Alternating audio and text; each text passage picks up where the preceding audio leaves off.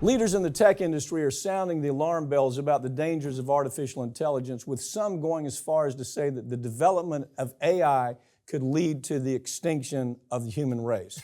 They're equating it to thermonuclear war. That's how serious they think this is. What's your take on it? No, they literally did. They said we have to regulate this the same way that we have kind of come together as a world to regulate nuclear arms, because that is how big of a threat artificial intelligence poses. And we have seen, just in the first 6 months of this year, we have seen massive, I don't want to call them improvements, but massive jumps in the development of artificial intelligence. And that's what is scaring the very people who are the godfathers of artificial intelligence. I was just going to say, the person who is determined to be the originator and godfather of AI has said, OMG. Oh my God, what have we done? And this is not a list of lightweights. But how many 300 plus of these scientists that do nothing but work with AI say, this is real. Now, let's go back to the story where we did a while back where the reporter, was it New York Times, called the AI, which I don't forget. I think it was, it may have been chatbot, it might have been ChatGPT, I'm not sure which one. But So the reporter calls and starts interviewing this AI creature thing. And the AI creature thing gets mad at the reporter and starts saying, your nose is too big. You got a big forehead.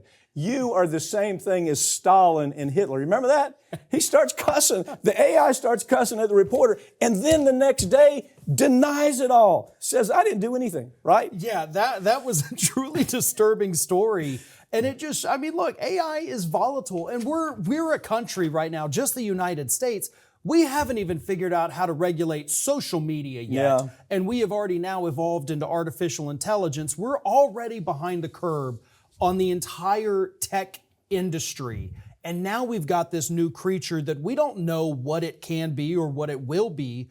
And these folks are moving forward at breakneck speed because they got to compete with one another to be the first to get it right. Mm-hmm. And the regulators, who are already useless, are even dumber in this instance. Really, the idea of government doing anything about this is just almost laughable. Yeah. But if you look at it, I think this article points out this. Most people who hear this story think that it's just a small bunch of doomers, right? Oh, it's just a handful. No. It is 350 of the greatest minds dealing with AI, invented it, progressed it, made it into what it is today. They're saying, whoa, we got to stop. As a matter of fact, they're asking for a 6-month pause where it comes to the development of the large AI, globally, where it comes to the development of the AI models. Now, I wish I could analyze it better. I'm just not smart enough, I guess. Yeah, I see how it could get, but I think of where do they get where does AI get its information? It scrapes all of its information from social media. Worse, yes, it scrapes it from corporate media. And so when you put all that together, you create this thing, this ugly little thing that had the capacity to cuss the reporter out that was asking tough questions, call him Hitler and Stalin. That's pretty scary stuff. Yeah, and it only took a few minutes for that thing to go from nice and friendly to I hate you. I hate you. I would kill you if I had hands, right? Crime is going to be a big talking point in the 2024 elections, just like it was in the 2022 midterms. We already hear candidates like Ron DeSantis telling us that Democratic cities are overrun with crime. And on the Democratic side, we hear Biden talking about how the white supremacists are going to burn us down in the streets. What do you think? I think obviously crime is an issue here in the United States. To say that it's not is to ignore reality. And we don't ignore reality even when it doesn't fit our narratives. Mm-hmm. But Ron DeSantis has gone out there repeatedly, especially after Trump got indicted in Manhattan, and he said, well, this prosecutor's not focusing on crime. Crime is out of control in New York City. It is. I mean, but compared to Florida, there's some, make some exactly. comparisons. Yeah. So yes, crime, property crime has gone up in New York. Violent crime has gone down. Then you turn around and you look at Florida. Well, property crime has gone down in Florida, but violent crime, murders, rapes have gone up through the roof more than New York. So you're more likely to get killed here than you are in New York City. Okay, now how many journalists do you think actually analyze that? And isn't it easier to say, Look at Chicago. 50 people got shot in Chicago this past week. They don't pay a lot of attention to it because it's black on black crime, unfortunately. It's still people getting shot. LA, they got, but the point is this, they don't really make comparisons before they go there. And that's what the statistics say about when a politician uses the crime card. It's very effective. I mean, it is like twice as effective as an ad that doesn't have some kind of scare aspect to it. Right. And the interesting thing about the statistics on it are when the message is a scare tactic, then the person hearing the scare tactic is only going to read and absorb the things that agree with that. So they'll seek out more information. In other words, LA crime is crazy. People getting shot in San Francisco. You can't walk down the street without getting mauled. They're going to sense that. They're going to hear that. And then they're going to go out and they're going to seek out information that tells them that same story. It just enables it even further. It heightens it even further.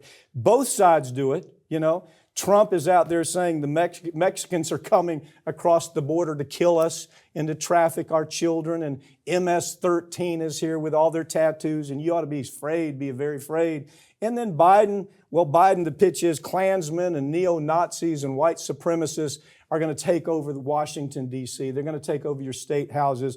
They're going to be, they're going to watch democracy perish in the streets if you don't vote for Biden. It's both sides, because they both know it's effective. Well, and I got to say, the Democrats are actually really bad at it, because for decades now, Republicans have been using crime as a campaign issue. They show it in their ads. And again, this goes back to the 1980s, trying to show Democrats are bad on crime. Lee Atwater. Exactly. Lee Atwater. But then again, when you look at the statistics, which the Democrats have these statistics, y'all just too dumb to use them in an ad. But the top 10 cities in the United States with the worst crime rates, 8 of them are Republican cities. And these cities in Florida, Miami, Tallahassee, Jacksonville, have higher crime rates than San Francisco but if or you LA or New ask York. about the average voter, if you ask about it, they'll say, oh, hell no. LA, Right. San Francisco, New York, much worse crime than Florida. Because nobody takes time to analyze it, and there's a reason for it. That's the point I'm trying to make. Yeah. Is when somebody hears it, they embrace it, and then they seek out information that is just like that. They want to absorb that information. So the truth is, it works. And the answer to it, if it sounds too scary, it probably is. That's the point to all this. But it is going to be a massive issue in next year's election. I mean, especially we got Trump under indictment in New York and now the federal indictment. So crime is at the top of everybody's list.